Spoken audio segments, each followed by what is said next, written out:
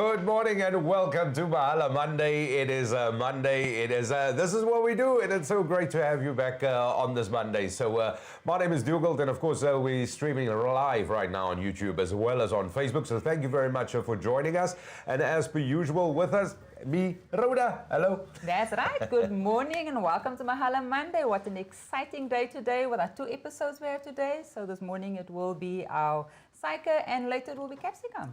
Listen, I want to get straight stuck into this because today is a really, really exciting one because for weeks we've actually been talking about this, and you know this is what Mahala Monday is all about. We're here to take you by the hand, and of course we talk about all great career opportunities and what possible careers there is, and especially if if you're still trying to study what you want to study. And being a chartered accountant is one of those. This is definitely one of those. So we're very, very excited to be talking all things chartered accountancy today. In fact, we've got the wonderful people of South African Chartered Accountancy Institute joining us very, very shortly. But before we get into today's program, Rhoda, very important, the 30th of November, that is the date. Oh, and why is it important? Very important, everybody out there. Come on, guys. It's NSFAS bursary. So take the opportunity, take advantage. You've got how many days left to go? Today's the 16th. Yeah. There's not much time, guys. The 30th of November's cut-off time. So please make an effort. The money is available. It's being put on a silver platter. Take advantage of the opportunity. Yeah, no, you certainly have to. So just remember the end of application is the 30th of November for NSFAS funding. So all prospective students definitely take full note of that 30th of November. It's not going to be a day later. It has been extended. It has been extended. So that is it. 30th of November, final chance. But let's focus on today's program. So I am super excited about this because, like I mentioned you right at the top and when we welcomed you, we'll be talking to the wonderful people of the South African Institute of Chartered Accountants. And they are called SAICA trainees, okay, which is what the acronym is, SAICA, South African Institute of Chartered Accountants. And there's so much to find out what this career opportunities is about. How does it start? What do you do? Subjects at school, from all of that. We're going to cover all the bases for you. And maybe this could be your prospective career opportunity. But before we do any of that, let's find out a little bit more. Here's a small video for you. Watch this. Business leader, financial decision maker, or entrepreneur, the chartered accountancy profession is your gateway to entering these exciting and challenging careers. Companies rely on CA's disciplined, insightful approach to business and their strong analytical skills to make business decisions that help their companies grow. CA's account for or explain financial transactions. This means you have to be good with numbers, as you'll spend your days documenting, describing, and explaining where money has come from and gone to, working out how well a company is doing and helping them plan for their future successes. They are highly valuable assets who are knowledgeable in a wide range of essential business aspects, including auditing, mergers and acquisitions, taxation, risk assessment, and management in general. You'll find CAs working in all fields of business and in various contexts, from public practice to the private sector, as well as government institutions. So how do you become a CA? It takes 5 steps. When picking your subjects, make the right choice. Take maths, not maths literacy, and achieve a level 5 pass or more in grade 12. Go to the right university. Study a BCom undergraduate and postgraduate degree at a university accredited by SAICA. After university, enter a 3-year training program with a SAICA accredited training office to gain real-life, on-the-job work experience. Study for and pass 2 qualifying exams: the initial test of competence, or ITC, and the assessment of professional competence, or APC. Once you've passed your exams and finished your training contract, register with SAICA to become a CA. It's a 7-year process, but it's worth it. So we are back, and so now you know a CA is basically a chartered accountant. That is what it means. And if you ever thought, and this is what we're going to talk about. So if you ever thought that being a chartered accountant is some boring person in a grey suit that likes numbers and has got a fancy car in the car park, well, it's a lot more than that, isn't it, Rhoda? That is true. It is just really brilliant. That is so true. So if you don't want to believe us, here's a few facts. And number one, in 4 CEOs of the JSE top companies in the countries are CAs. Yeah. CAs make up 76% of the JSE top companies with your chief financial officers. And then CAs make some of the most successful entrepreneurs. After completing their qualifications, CAs are among the top 10 highest earners in the country. Wow. You'll find that the CA is making waves in a variety of industries, which is radio, TV, government, retail, food, you name it. In fact, 99% of the 100 best global companies employ chartered accountants. So that is it, yeah. And as we saw there in the intro video, of course, chartered accountants, they disciplined, insightful approach to business. So constantly helping business to get to that next level, which is very, very, very important. So if you want to be a business leader, I suppose this is it. Key financial decision maker, or even entrepreneur, a chartered accountant is definitely a possibility for you. But today we're very, very fortunate because we are joined by two SAICA trainees, of course. So we want to welcome them, and that is Gavril Spielman, and of course we have with us Mr. Rodriguez as well. That is joining us as well. So they both going to be joining us this morning. And there they are. Guys, good morning. Thank you so much for joining us on Mahala Monday. It is really great to have you along. Morning, morning. Morning. Thank you very much. Morning, guys. Morning, guys. How are you guys doing on this Monday, firstly? All right? Good, decent. Had a nice weekend. Yeah, that was a great weekend. So it is really great having Rodriguez and Gavril here with us. Really, thank you very much for your time again. So just to remind you, of course, this is an interactive show, okay? So if you have any comments, any questions, by all means, please send it to us at Nickay Productions. That is at Nickay Productions, whether it's on Facebook or YouTube. But please send those questions in to us, and we'll gladly pose it to our special guest. Now, let's start off here, because we're talking today chartered accountants. We're talking South African Institute of Chartered Accountants, and both of you are SAICA trainees. Is that correct? Yes. Yes. So now, what we saw in the video, and it says it's a process of a few years, and it's really a small amount of years, that you are part of that process now. You are in that process. Yes, currently I am. Okay, all right. Now, Gavril, let's go to you, and I want to ask you this question, and I want to get stuck in it. Why should school leavers, okay, with high grades in maths, seriously consider pursuing a career as a chartered accountant? Why should we consider that even? Thanks for the question. That's a really good question. So I have a bit of experience in this scenarios. When I was in grade 12, I wasn't sure what I would like to study. I knew I wanted to do something in business, but I didn't quite have that knowledge of what exactly I wanted to do in business. And that's when I came across chartered accountancy. So what I've learned is that people always told me that the CASA is more a designation than a degree. And the reason being is that it gives you the ability to enter into many roles in the business world. Okay. And I like the fact that I wasn't being pigeonholed into a specific role. The CASA designation actually creates mobility within any industry of choice, which you mentioned before. So you can be in auditing, you can be in tax, financial management, information technology, management accounting, forensics accounting, and the list honestly goes on. And this is one of the main reasons why I decided to study to become a chartered accountant, because I wanted that freedom to transition into any role that I wanted to late in my career. Okay. And building on that, the CA career is extremely challenging and exciting. I myself work in the auditing environment for about 3 years now, and we definitely remain challenged on a daily basis. I've had the opportunity to develop new skills related to IT auditing applications, learning new standards, and simply remaining resilient within the times of COVID, which has been a lot to learn throughout the time. So, and just building on that and coming to your initial point that CASA is onboarding people, I thought myself that I thought it's just numbers. And what I've come to learn, and I think Ronnie can honestly attest to this, is that we work with people, we work in teams, we are client facing, we do not solely focus on numbers. So that is, if someone has certain concerns, I can guarantee you that that's not the case. We don't only work with numbers.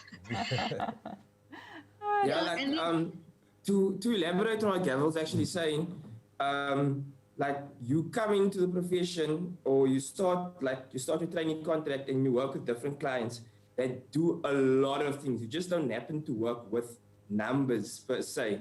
Like you deal with a lot of people. Like if you are a people's person, definitely being a CA is also one of the options you can go for, because you literally, I think you deal more with people and businesses and like business in general than you actually do with numbers. Numbers is only a part of it, but it's an important part, but not the greater part of it. You deal more with people and you interact and you make a lot of friends and you meet people. Like, I mean, a lot of important people were CAs or are CAs.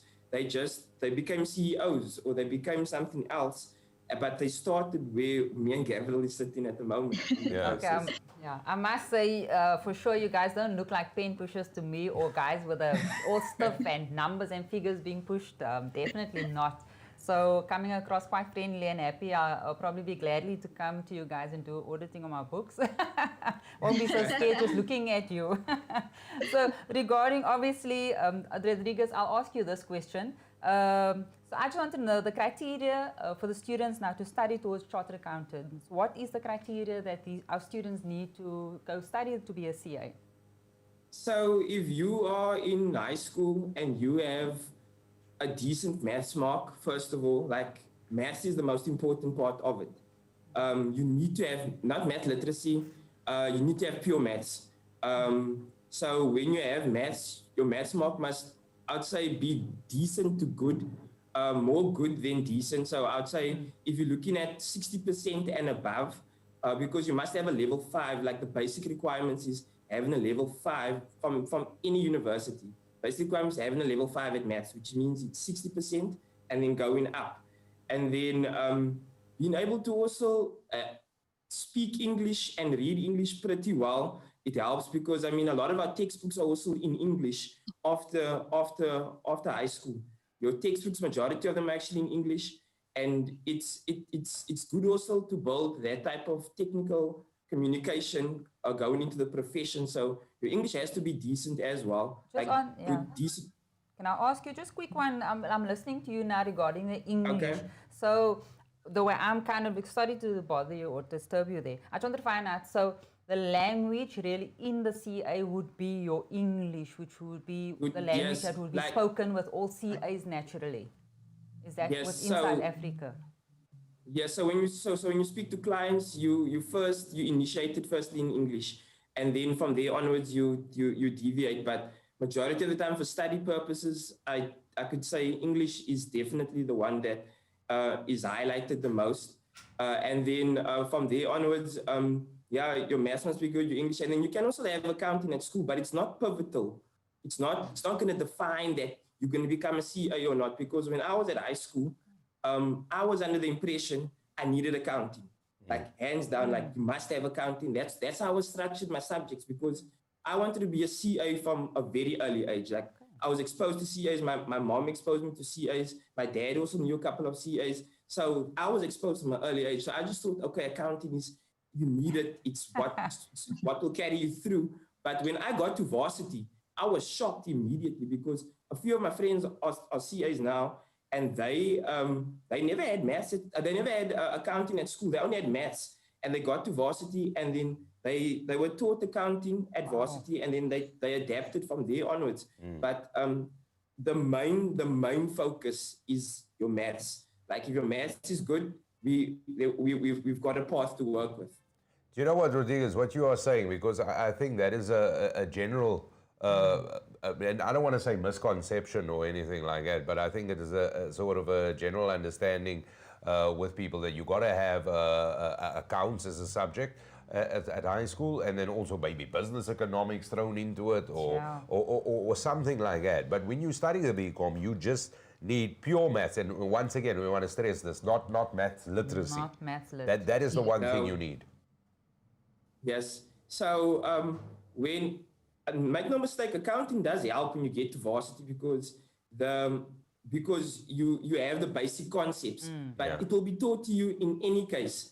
I made that misconception. A lot of my friends did as well. I also took a lot of business subjects. Like I took business studies, and then because at that time my school didn't have economics, I couldn't take economics, so I took CAT because we work with CAs work with computers every day.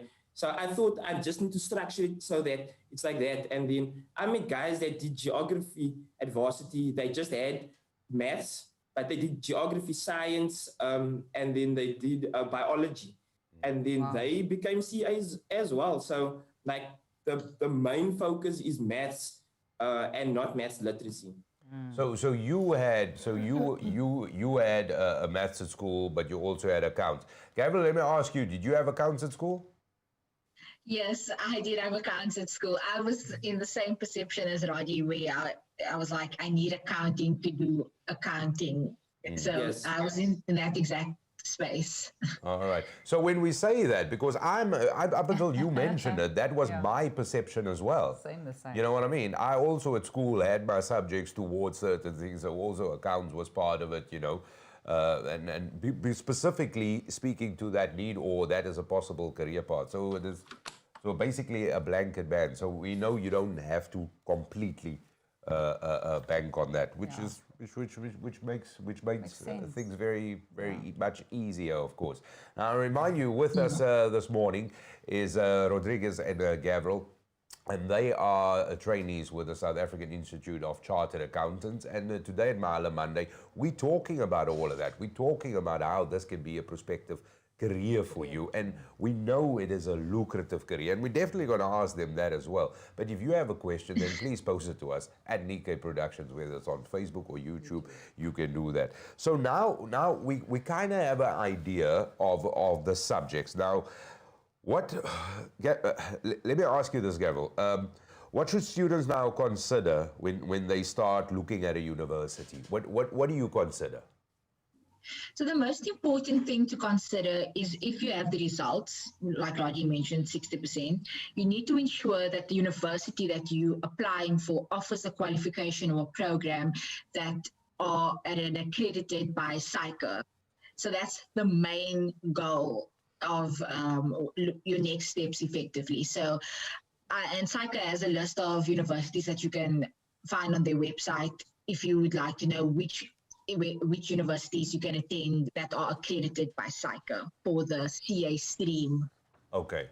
And also you would be able to find that out from the institution you're studying at.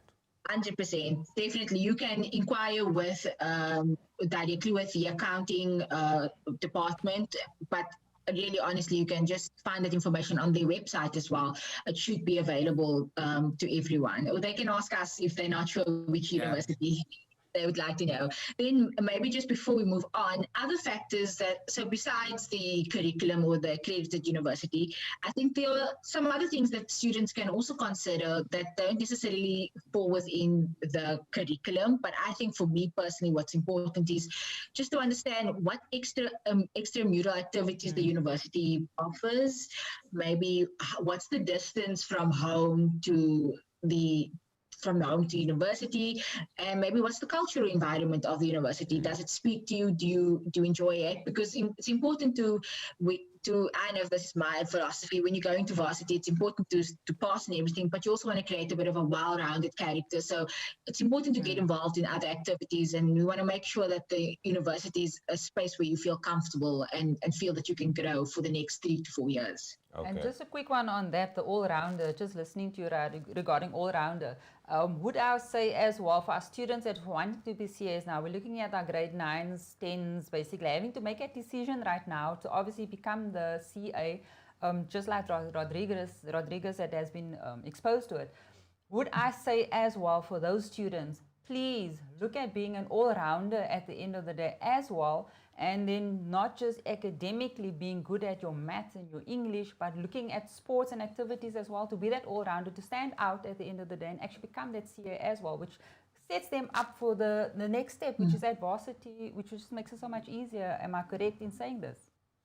100%. Okay. So I thought, sorry, Shirley. Sorry about this. Let me jump in. So, at varsity, at high school, I played almost every sport that I could get my hands on because I was at hostel as well. So you get bored, and you and like you studying maybe on weekends, like and look here, I've been studying for maybe the morning, the afternoon. We at hostel we'd go to school because our school allowed us to.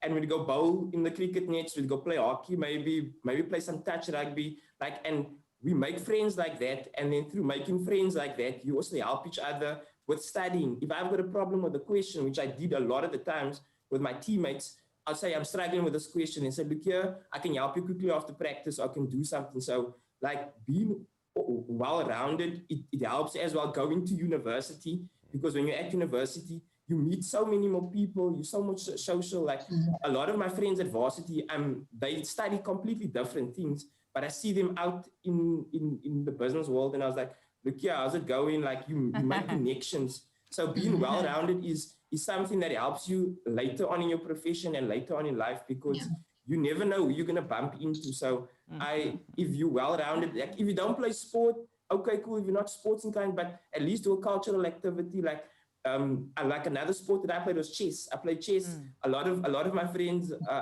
I met at the chess table, and then I see them later on maybe in the profession or maybe out there. Then I'm like, okay, cool, how's it going? Like you meet people through doing extra activities, and extra activities help you also solve problems, because you're not so engrossed into just working and studying all the time.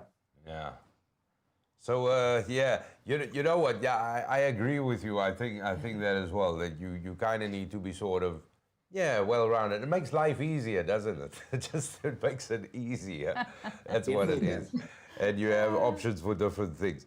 So let me ask you this: Can you guys paint a picture for us and tell us exactly the way that a learner will go forward? So I'm at school. I get at least a 5, as you say, in pure maths, because that is what is needed to actually study a BCom degree at a certain tertiary institution that we know now must be accredited or accredited with SAICA, the South African Institute of Chartered Accountants, which is a 3-year degree, BCom degree.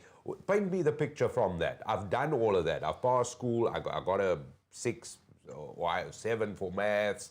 I've been accepted at one of the universities accredited to that. I'm now in to study it. I'm now basically completing my 3-year degree. What happens next? What do I have to do next now?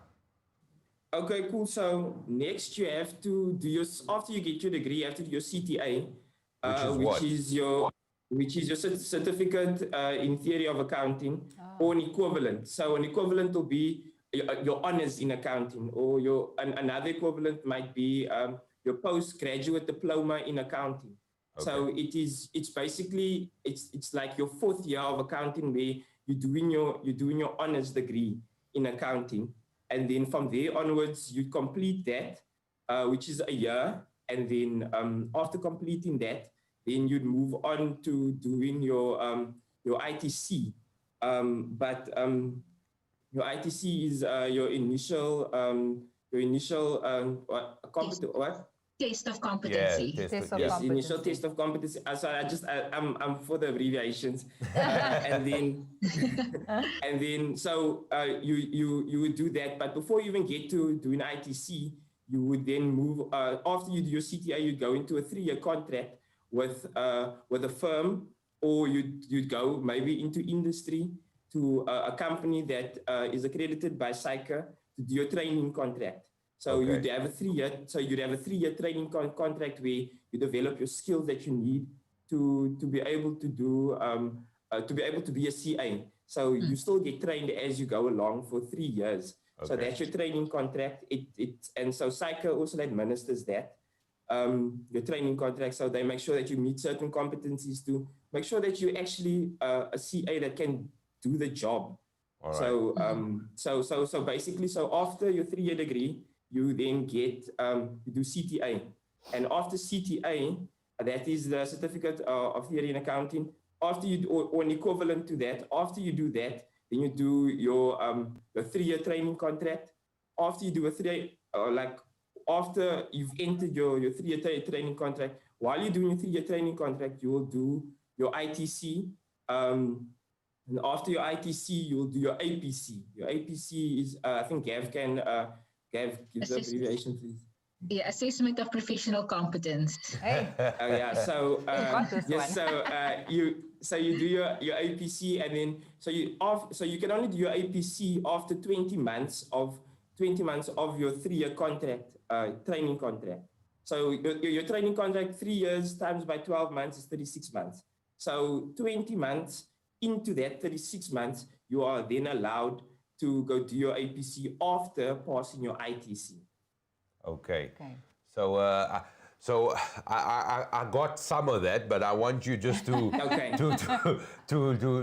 to break it down for me even further.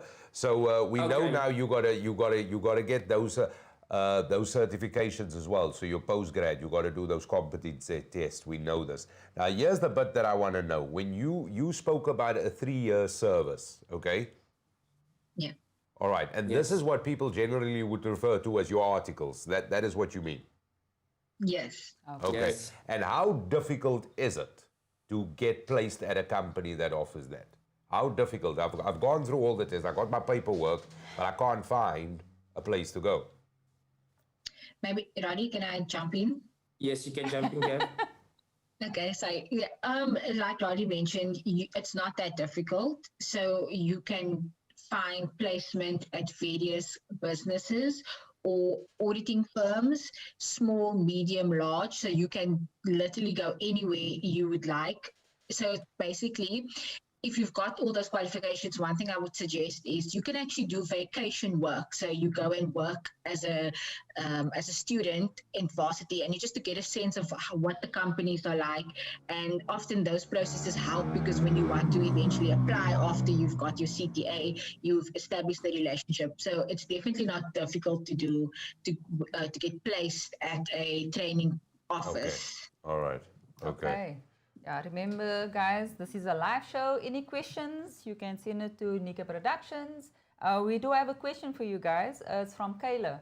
And her question is, is CTA more theory-based or practical? So, okay, hi, Kayla. CTA is theory-based. The 3-year contract that we have with our training officers, that's where the practical portion comes in. So we basically will apply what we've learned in the last 4 years. So the last year CTA can be seen as specializing in the 4 disciplines that we look at as CAs. Okay. All right. So it was more theory-based there. You've got a question there for them as well. That's right. Either it doesn't matter. What career paths, obviously now, once you've qualified and you're a CA, what career paths are there for someone to qualify as a CA? What career paths are there? Well, in truth, if I can take the question, Yeah. in truth, many CAs don't do traditional accounting work, because starting to become a CASA opens a lot of doors here in South Africa and internationally. You can work in accounting firms, as mentioned, where you audit financial statements, you're providing tax or financial planning advice. They also offer consultancy and advisory services in various fields, such as corporate financing and management accounting and information technology and general financial and business management. But you can also go into government and public sector, where the CASs hold top-notch positions, where they are widely recognized for effective financial management, leadership, and providing services to the country. So that's the 2 routes. But then you can go into business as a CASA, where you can specialize into management accounting, financial management, tax, corporate governance, internal audit, and many other fields. And many of these individuals, like mentioned before, lead major companies as CEOs or CFOs or managing directors. Then lastly, you also have another option. There's many options, as mentioned. You can go into academia, become a lecturer, and develop the next generation of CASAs by lecturing at universities. or last, you can become your own boss. So the bottom line is, if you choose well and work smart as a CASA, you can be recognized as a business leader in any field.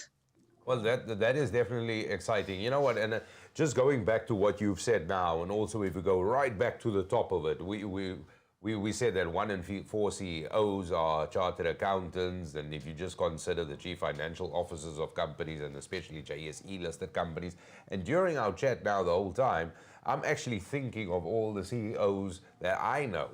And, you know, and we happen to work with quite a number of them. And I got to be honest, all of them were chartered accountants. I cannot think of anybody that wasn't, or that is not for that matter.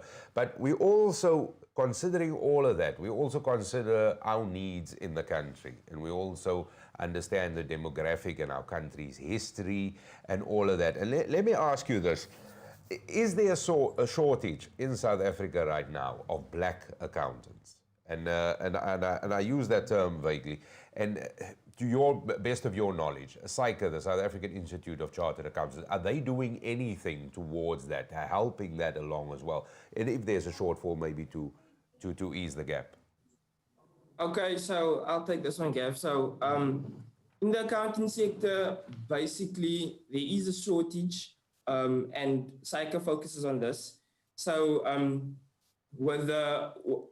if you go look at surveys like the latest one, the latest talent shortage survey from South Africa shows that the accounting and finance staff are among of the top 10 vacancies of employers in South Africa. So meaning that they to fill the accounting role in a company is very difficult, because people want trustworthy people managing their money in the end of the day. So it's definitely and people that have technical abilities to actually manage people's money and to make sure that it's the business grows. So it's being an accountant is that there's a big gap, and definitely if you are a black accountant, there's a big gap in the market at the moment. So SAICA is basically trying to fix this problem by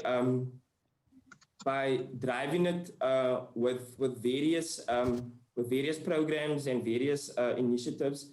And SAICA's goal is basically to strengthen the economy, and by making sure that our country has the leaders, the financial leaders, the business leaders, and developing these skills in the accounting profession to make sure that our economy as a country is growing and we're moving forward. So one of those ways that SAICA is actually doing it is by using the Thuthuka, the Thuthuka project, the Thuthuka Education Upliftment Project. Okay. It's an initiative that started a while back, and like the goal for Thuthuka is to also represent, to make sure that our demographics of South Africa is represented in the accounting field as well. Okay. So that is the main objective of the Thuthuka, and through doing that, SAICA is also trying to uplift the economy and our communities as well by making sure that colored and black learners study the profession and go back and give back to where they came from and uplift our, that's the main thing. That's the reason why Gabriel and I do the Thuthuka camp, because it's our way of giving back and informing learners of the profession, but also telling them, look here, even if you don't become a CA, you still have to give back to your community in whatever profession you do work. Because if I cannot help my brother and my sister, then I'm not helping my country, basically. Yeah. Oh, so, Rodriguez, let me ask you this. So clearly, this is an initiative from SAICA, the Thuthuka initiative that you spoke about now, and I want to get into it because you mentioned bursary as well. So, could you expand a little bit more on that? Is Thuthuka a bursary that helps people, and if it does, who does it help? How do I apply for that? Maybe can I take that question? Yes. You can jump in, Gav. Okay, so The Thuthuka bursary offers a comprehensive support. It covers tuition, additional life skills, academic support programs, textbooks, residential fees, and living allowances. So as you can see, it's the kind of bursary that covers everything that a student could possibly need when going to university. That is pretty major. That's pretty major, and it does more than that. Having been a Thuthuka bursary holder myself, it does provide you with the financial stability that is necessary, but it also provides you with the support in different ways. So like I mentioned, they're providing us with additional life skills. And to give an example, they provide us with soft skills workshops, managing stress, managing your time, which are all very important skills to be a success at university and in life in general.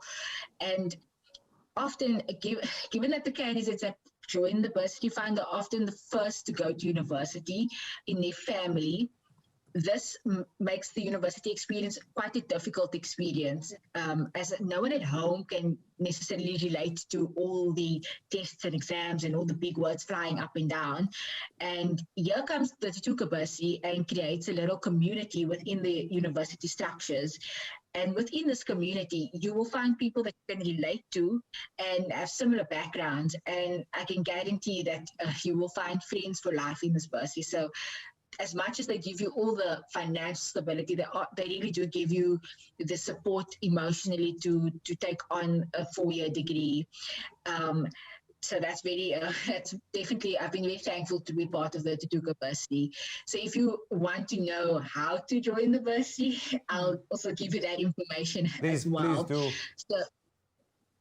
So basically you need to be a South African citizen, you need to be Black African or colored, you need to be either in grade 12 or out of school with matric for no more than 2 years. You must have at least obtained 60% in mathematics in grade 11. So not maths literacy, pure maths. Okay. And you need to have enough points to qualify for a university entrance and intend to study BCom accounting, so a CA stream at a university, accredited university.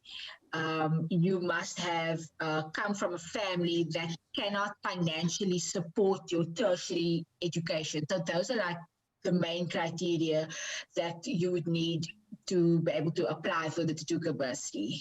Okay. All right. Perfect.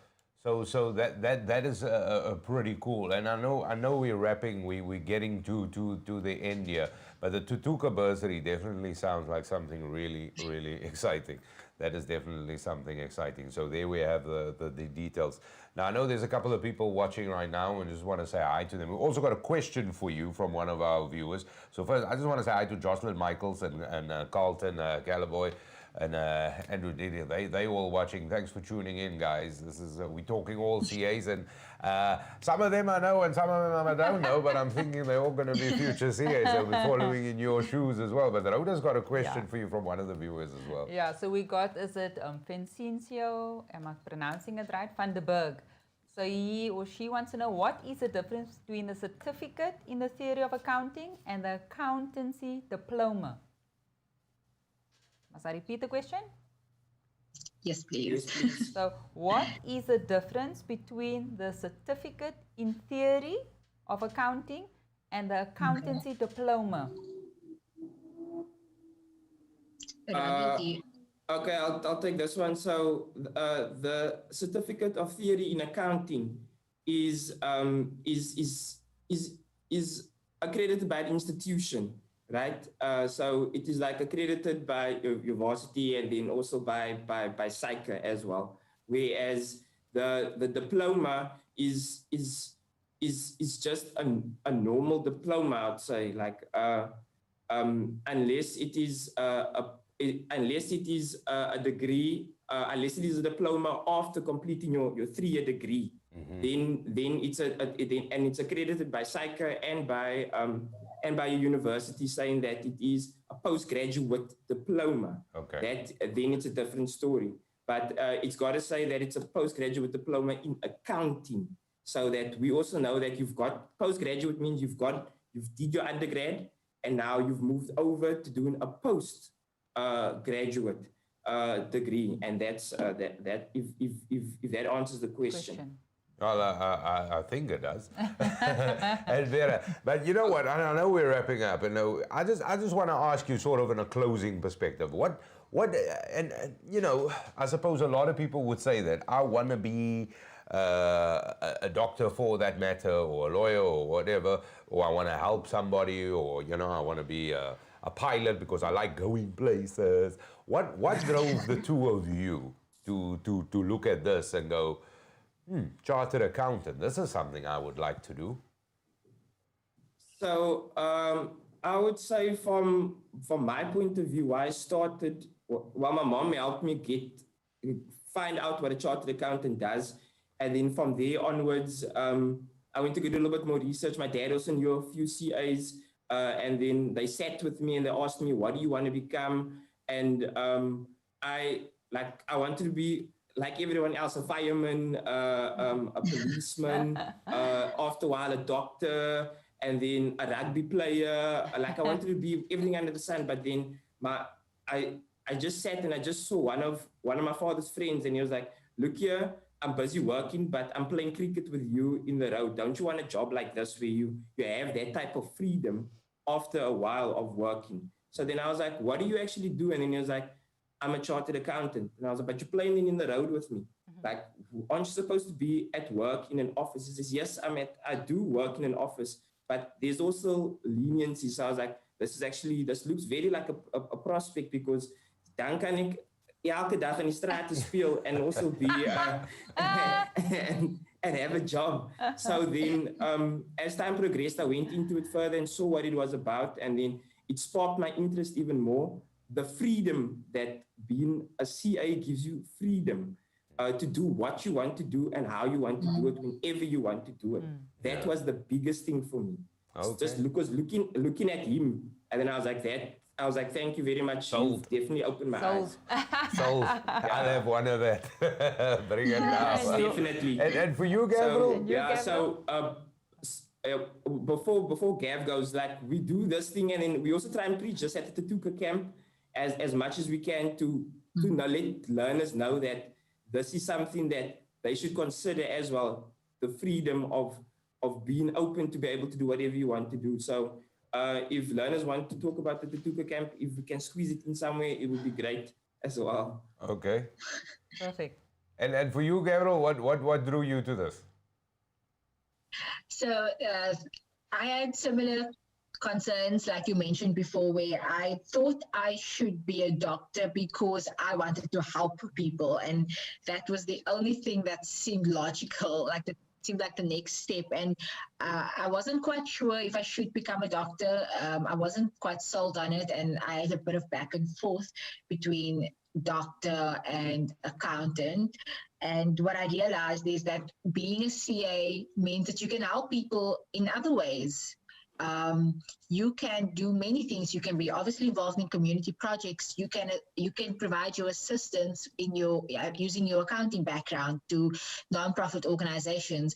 And I think that switch helped me make the decision, or was one of the deciding factors, is that I still have the capacity to help people. I'm just doing it in a different way. And then the second thing, the reason why I wanted to become a CA is because I enjoyed the idea of business. I enjoyed being the decision maker, sitting in a boardroom. That was always my vision, sitting in a boardroom, being part of decision making and, just taking the world by storm. And so that's why I decided eventually to become a CA. Listen, I like the way you put it, because and that is what CAs do. They're decision makers. And if we just take what a CA does in this current climate, with lockdowns and COVID, of all of this, businesses need to constantly come up with new strategy, what to do. And at the moment, we are really, and I don't want to, and I use this term very liberally. I don't want to say we're at the mercy of CAs, but this is at the time where we're really dependent. as a society on a CA, because now business strategies are formed and a lot more. So, and I like the way that you've envisioned yourself sitting in a boardroom, and Rodriguez envisioned himself in the street playing cricket. So it's both. I like those two things. They lekker. But listen, guys, we're getting to the end of this. We're getting to the end of the show. So I want to quickly ask you, because we want to know, how do people get in touch with you guys, and how do people get in touch with SAICA? We want to know all of that. But any closing thoughts from you? Gav, you want to go first? I'll go first. So given that we are speaking to matric students, I think the important thing is to find people within whatever career path it is, find people that you can talk to, so who can give you a bit of an experience about what is this job like. And I think if you're going to make a decision on your own, it might be a little bit difficult and you'd feel a bit pressured. So reach out to people, family, friends, or you can use just our contact details that we're going to provide you soon. So I would definitely say it's normal not to know what to do. It's just important that take some time to ask people and get the information. No, thank you. Okay, so I would also say this then.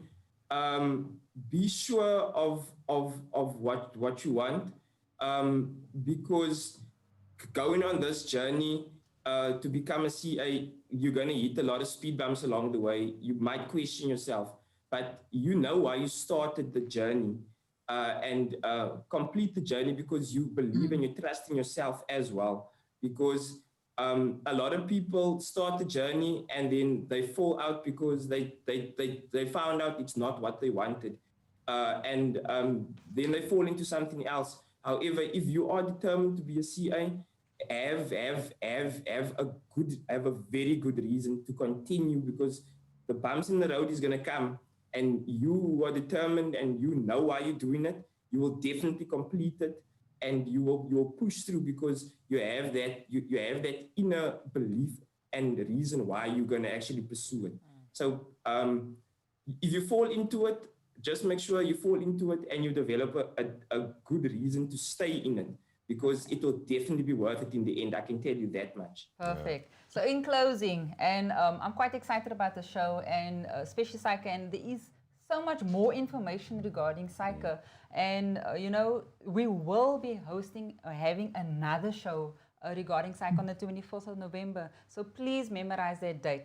And, because I just think SAICA is so big that this time is quite short just to give you all the information. And I think in closing, could you give us, how do the students get hold of the information? Who do they contact at SAICA? Okay, perfect. So you can call SAICA at 086 1007 422, or an easier way to remember it is 086 10 SAICA. SAICA being spelled SAICA. And you can also email SAICA at saica@saica.co.za. So saica@saica.co.za. And you can visit their website at www.saica.co.za/learner students. Okay. So those are the 3 platforms. That certainly sounds easy enough. Even I could remember that saica.co.za. And I always have a struggle with that. But listen, Gabriel and Rodriguez, thank you so much for your time today. And like Rhoda said, we could talk to you guys for an hour, and an hour plus. We could talk for days to you guys. So true. But seriously, we wish you the best on your journey from this point onwards. And we've got fingers crossed for you. And we just keep doing what you guys are doing, because the amount of passion that you're applying to the day is just fabulous. And thank you for coming on and telling us about this, and just so we can have a little bit more information about being a chartered accountant and everything around SAICA. So thank you for painting the picture for us. So thank you very much for your time. Thanks, guys. Thank you so much. And thank you guys very much as well for allowing us the opportunity, because it's always nice to talk to people about SAICA and becoming a CA, because it's exciting for us. Like, I mean, Gav's still in it, I'm still in it, and we're still excited about it. Brilliant. Lekker stuff, man. Thank you so much. You guys don't have a question for Rhoda, which is fine, because she came prepared with a question from the accountant. But listen, thank you so much for joining us. Thank you. Don't forget, the 24th of November, we will be having another show. And, you know, at this time, we'll be speaking to the CAs. So, you know, those guys has run the walk, finished, gone over the finish line, and we're going to be chatting to them regarding SAICA. Yeah, and this was really great because we got a perspective now, and especially this perspective from Rodriguez and the perspective from Gavril, because they are a SAICA trainee, so they going through the mill. They not so long ago made the they left school, they went through the decision what to study, they completed all of that. They in the process. It is a step by step for them as we're going through it. And as Rhoda alluded to, we could have another 5 hours on this. This is definitely, and let's be honest, this is one of the top 10 earners in the land or anywhere if you are a chartered accountant. So that is really it, and that motivation speaks to why people are doing it. So the 24th of November, you got to diarize. You got to get that etched into your memory. Write it down on your hand, write it down on your forehead, make a tattoo, it doesn't matter, but it is something you cannot forget. 24th of November. We're going to be talking to the wonderful people at SAICA. We'll be featuring chartered accountants as well in this, and that is going to be real, and we're going to get stuck into straight to what it is. And of course, you need to watch this because, as always, it's interactive. So any questions and comments you have, we'll gladly post to our special guest on the day. And remember, at Nickay Productions. But I hope you guys enjoyed this one. This was certainly a wonderful, wonderful episode. Don't forget, 30th of November. It is, of course, the NSFAS closing date, so you got to get those applications in 30th of November. It all wraps up. But this was an exciting show. And once again, thank you very much to Rodriguez Robertson and Gavril Spielman from SAICA that was with us this morning. And thank you for watching. And Rhoda, thank you. Thank you, Thuthuka. It was brilliant.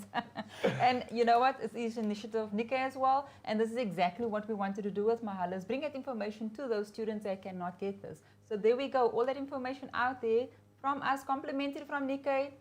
I hope you got more information than what you would have gotten necessarily if you had been at school. So it is all about that. We feature the careers for you and you can make those decisions. There we go. That is it from this edition of Mahala Monday, but we'll be back soon. That's right. Stay tuned because our next show will be all about food. Who wants to be that chef? And that is at 10:15. So see you. And thank you for those that had a look today. Subscribe and don't forget to hit that bell. Cheers, everybody. See you. Bye.